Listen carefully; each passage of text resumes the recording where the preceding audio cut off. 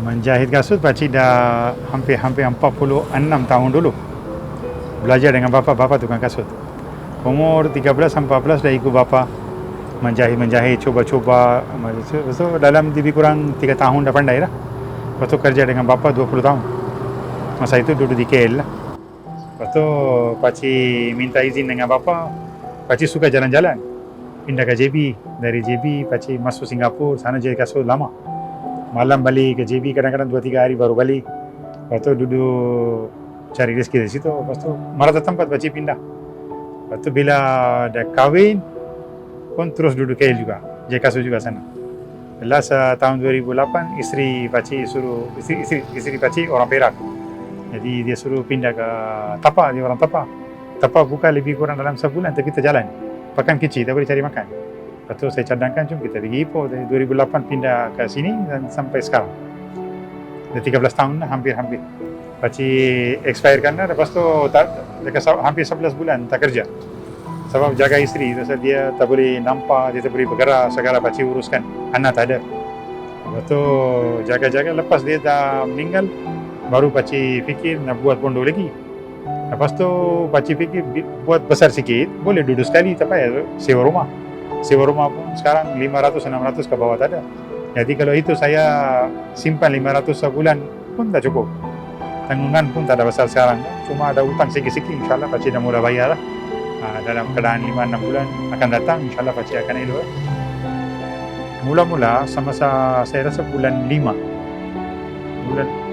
Ujung bulan 5 pakcik masuk internet. Ada seorang budak dia tolong.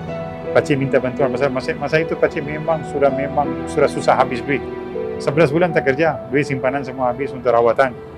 Lepas tu bila masuk internet tu, masa itu PKP kuat. Orang pun tak ada duit, ramai orang kena buang kerja. Jadi dapatlah lebih kurang 1,700 melalui internet. RM1,740 pakcik ada simpan rekod. Lepas tu bila itu duit pakcik simpan. Lepas kematian isteri pakcik fikir sekarang apa nak buat, nak sewa rumah tak ada duit. Satu hari pakcik datang duduk sini dekat Batu tu. Ada customer lalu sini, customer lama lah. Kenapa pakcik lama tak jumpa? Pakcik ceritakan macam ini. Sekarang pakcik nak mula balik tapi nak cari model sikit. Cadang nak buat macam kontainer kecil dah. Dia terus bagi 200. Dia cakap ini pakcik mula, kumpul duit kita akan cari. Betul dia cerita lain kawan, cerita lain kawan. Dalam 2-3 hari pakcik kumpul lagi di sini. Duduk atas batu ini, kadang-kadang pagi datang duduk.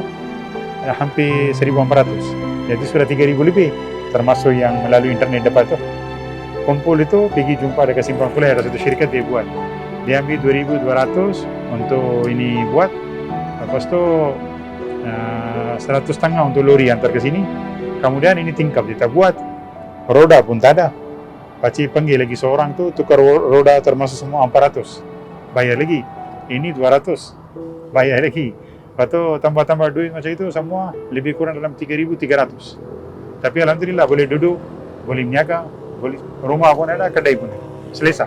2 tahun dulu, tahun 2019, 2018 amat teruk. Sebab pakcik 2-3 hari kerja, 3-4 hari jaga bini. Bini memang sudah jatuh sakit dari dulu. Jadi bila saya tak ada sini, customer hilang lah. Lepas tu ini sekarang sudah mula balik, sudah 2 bulan. Alhamdulillah dah mula naik dah. Sebulan boleh dapat lebih kurang 2,000 lebih dah. 2,000 lebih boleh dapat. Tapi ini bulan terus sikit. Ini bulan macam dah jatuh balik. PKP? Mungkin pasal itu lah. Sebab itu lah.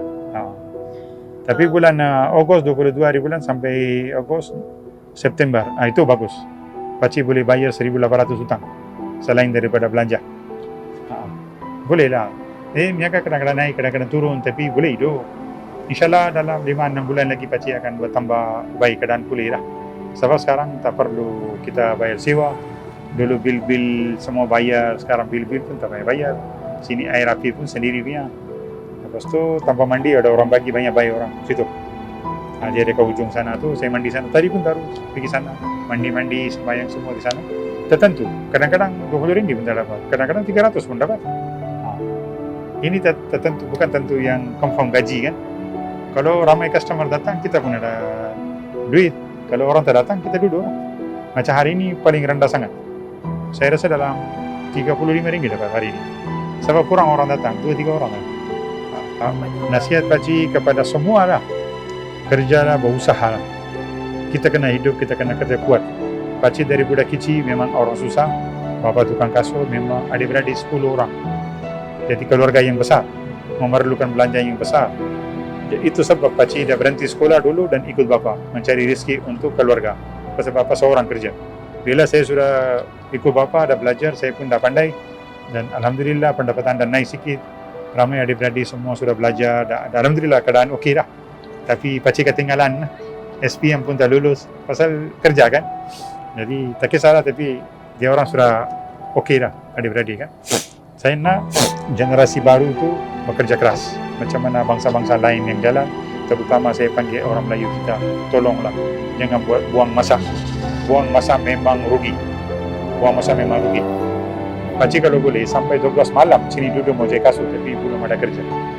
Kalau boleh pakcik nak 20 pasang sehari. 12-15 pasang siang jahit. Lepas tu malam macam ini time duduk jahit.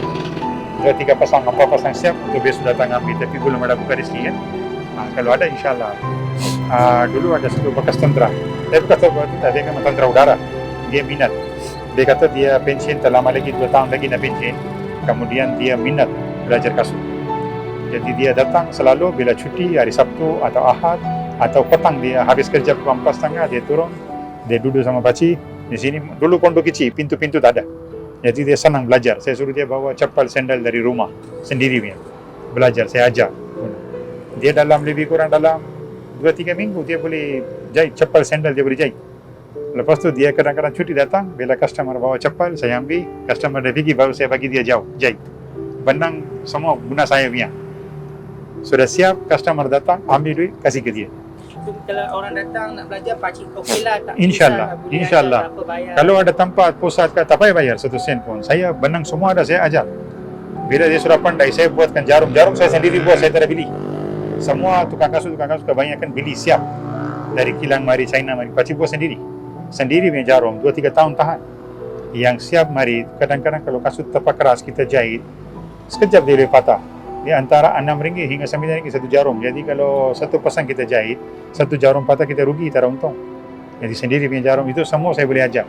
Tapi tak ada budak yang minat. Dulu pakcik duduk taman tu 9 tahun. Tengok banyak budak-budak hisap sana sini, saya panggil datang belajar dengan pakcik. Pakcik bagi belanja tak apa, jangan takut. Bila sudah pandai, pakcik pilihkan barang-barang, cari tempat yang sesuai duduk. InsyaAllah 50-60 tak ada pergi mana-mana. Kamu lagi muda, lagi orang ramai datang jahit kasut dengan kamu. Jangan buat perkara tak mau. Dia tak mau. Pakcik, mungkin ada perancangan. Mungkin next perancangan macam mana nak besarkan lagi ke? Kalau dia ikut ada kemajuan sikit sekarang, ada perancangan. Saya rasa tak ada lagi sebab masa sekarang hati sedih sangat. Pasal isteri dah meninggal kan. Isteri yang saya paling sayang. Jadi tak ada hati. Kalau boleh, saya pun nak hidup sampai bulan depan. Dia punya kubur dah siap. InsyaAllah dah masuk ke bulan 4. Saya sudah tampar semua batu nisan semua. Kalau siap itu, lepas tu Tuhan ambil nyawa pun, saya pun dah penat. Penat hidup. Kalau boleh Allah SWT panggil lagi baik lah. Saya pun tak ada lagi siapa-siapa yang saya boleh harapkan. Macam, bukan harap duit ke apa, tidak. Saya kesunyian sangat. Tak ada kawan, anak pun tak ada. Kita lama kahwin, jadi kita dapat anak Suria tadi. Jadi kalau, tak tahulah macam mana itu kuasa di tangan Allah SWT, tapi pasti tak ada perancangan. Nah, hidup terus macam inilah. Itu mungkin ramai orang ada sudah cakap.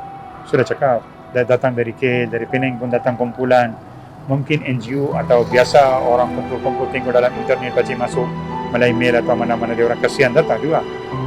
Dia orang cakap nak bantu. Pejabat agama Islam pun hantar orang Betul Mal kan, dari Betul Mal pegawai datang 2 orang. Tapi saya cakap masa yang susah pakcik dah lepas. Sekarang pakcik masih sihat, doakan pakcik sihat, pakcik boleh cari. Pakcik lebih suka cari duit sendiri dengan usaha sendiri. Yang kalau ada bantuan tu, cari orang yang lebih true daripada pakcik memerlukan, bagi ke dia orang. Jadi dia orang pun terima kasih balik, tapi dia orang cakap kalau apa-apa hal pakcik memerlukan, terus datang ke pejabat atau telefon. Begitu juga dengan kebajikan masyarakat, saya berterima kasih datang pegawai dari sana. Dia orang pun baca internet atau paper, dia pun nak salurkan bantuan, tapi saya cakap pakcik buat masa sekarang tak perlu lagi. Sekarang hanya yang masalah besar, pakcik nak cari dana sikit, nak buat tadi saya ceritakan, buat satu kontainer 10 kaki persegi. Dalam ada bilik air, ada tandas, semua ada, jadi pakcik boleh duduk, tak apa boleh cari mana-mana pun, boleh. Pakcik duduk, selesa sikit, lebih selesa berbanding sini lah. Tak ada komplain. Saya Pakcik sudah sini 12 tahun dulu pun sudah duduk. Bandaraya pun tak halau, siapa pun tak halau. Lagi ni jalan pun macam sunyi, jalan kampung kan. Nama pun Jalan Kampung Rapajaya. Jadi tak ada gangguan apa. Lagi Pakcik pun dalam, bukan atas jalan tar dulu kan. Kalau kita bandingkan dengan pasal-pasal dalam tengok atau sebelah sana dekat Pencawang DNB tu, orang buka atas tar, jalan tar kan. Jadi itu kira ada suatu gangguan. Tapi bandaraya pun tak ambil tindakan. Lagi sekarang ekonomi pun turun, tapi sudah 12 tahun alhamdulillah tak pernah bandaraya suruh tutup ke apa kan. Itu sebab Pakcik ganti itu roda tu, kalau dia orang tak bagi jadi senang Pakcik tolak dan jalan.